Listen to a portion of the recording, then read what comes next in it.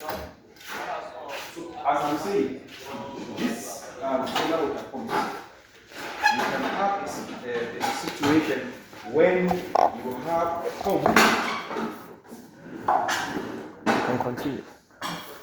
You may have a pure DC pump, just like you mentioned before.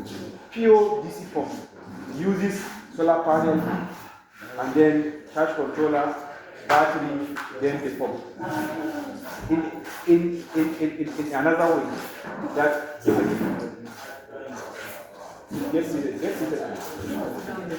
Even if you decide to pump water at night,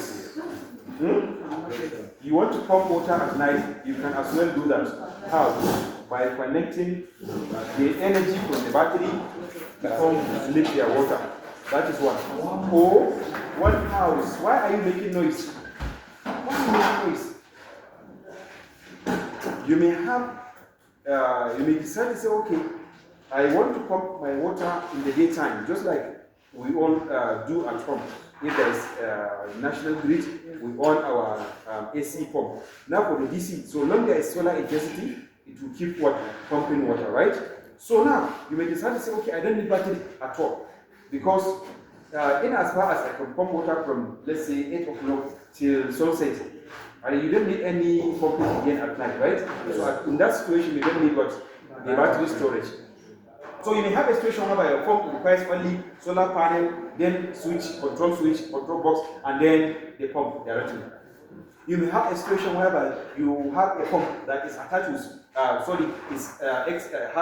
external charge controller. So which means from panel it will pass through charge controller. Then from charge controller you take it to the pump. So these pumps are coming in different sizes and capacities. For example, you have to know before going for this solar powered system, okay, at which depths are you going to mount your pump? Let's say you do a geophysical survey. Who know what we mean by geophysical survey?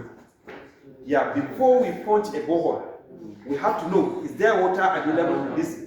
Do you understand? So how do you know that? You have to do a survey. You have to call a geologist.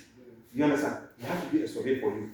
They have a machine that will do that for you. We have analog system and digital system. Analog one, you see them crossing wire like this, like they hold it like this. As they are moving, anywhere the wire cross like this, there is availability of water. That is the analog physics conventional method. You understand? For those that happen to do physics, you understand? If you go backward, then it will come back to normal position. But anyhow, you are getting close to where the water is, it will cross. In fact, it will just draw your hand just like this. This is an analog method. For the digital method, they have a meter that, okay, they'll punch a nail from this point to maybe the last point. Do you understand? Okay, they will connect a wire and then they take it back to where? So plus and minus to that meter.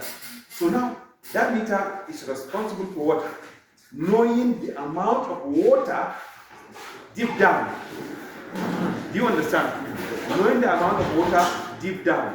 Okay, it will indicate, it will show you on graph where you have abundant water, where the water is maybe small, at the point when you start using it, it will go dry. You understand? And where you have, that is why it will tell you, okay, from 0 to 60 meters, from 0 to 100 meters, from 0 to 200 meters, that meter will give you the chart. Do you understand? So you have to know that history, whether there is water or not. And it will tell you, okay, this is basement area. What we mean by basement area is where we have basement and sedimentary. Basement area is a place where we have rock. Anywhere that if you punch a rock, you get the water, that water is going to be a spring water. Clean and good, tasty water. Do you understand? Yes. And sedimentary area is where it's in form of clay, you understand? No rock. So in that situation, you have to know which area are you dealing with. If it is basement, you don't have any issue. But if it is sedimentary, you have to look for a casing that can withstand the pressure deep down, because the clay content, because it has water in it, it can be able to fold the what? Yes. Where if maybe your pump is inside, if the pump has issue, you cannot take it out. As such, you have to do what? You have to look for another pump. I hope I'm communicating. Yes. So, if you have to know the history of the area there, if it is sedimentary, which means you have to get a good and quality what? Not pump. Not surveyor. Casing. Thank you. That casing, look at how it is. Yeah. Look at the casing. Steel casing. It's not steel. No steel. It's rubber. It's plastic. This is how it is. Okay, after punching that road using the rig, that car that is punching the ground, okay, it will produce a hole, and then they will be pushing this inside that hole. So this rubber is what we are comparing to casing. We call it what? Casing.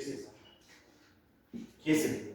So this casing, we have to push it down so that after the punching, you can put a pump inside. Nothing will happen to it. It will not get in contact with what? The soil and water particles. Do you understand? Yeah. But if you didn't make provision of this casing, what do you think will happen? Of course it will collapse. Yes. Exactly, it will collapse. Why? Because there is presence of what? Water inside, right? So that is why this casing is important. So in a situation whereby you are dealing with sedimentary area, what are you supposed to do? You look for, we have different casing. We have stronger, we have flexible. Do you understand? They are all good. But if you are dealing with basement area where there is rock, because rock cannot compress, right? Yes. So you can use the flexible one, not too much. So if you are going for sedimentary, you have to go for stronger. It is costly. It's very costly. And that is why when during the punching process, make sure that you are there physically watching their move. What they normally used to do is that, okay, you ask them, okay, please, how much are you going to punch per meter for me?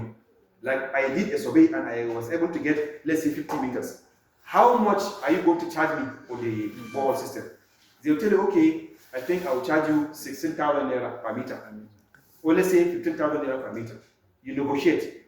Along the way, you arrive at a particular point. Okay, you are going to pay, let's say, 14,500 or let's say 50,000. Fine. For each meter, it contains this. It contains what? The gravels.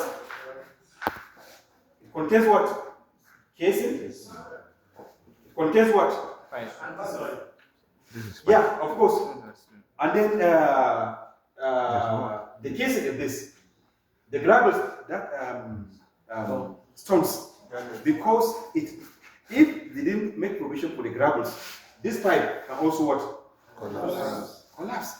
But the ground will what? Give it a friction. Do you understand? It will stick on the ground, so it will remain permanently on it. Do you understand? So that is the essence of these gravels. And then the casing is where you insert your pump, right? And then what else again? Pipe. That pipe is coming from. You have to involve your plumber. Yes. That is after the borehole. We are just talking about the process of producing the borehole system. So this is all. So now you have to make sure that, okay, each rig, it has a rod like this. This is how the rod is.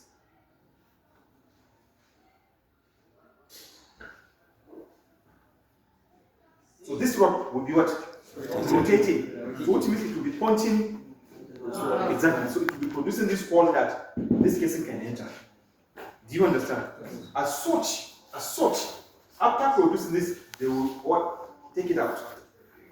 So now each rod, let's say this is 4 meters. Each rod is 4 meters. So now, if you have 40 meters,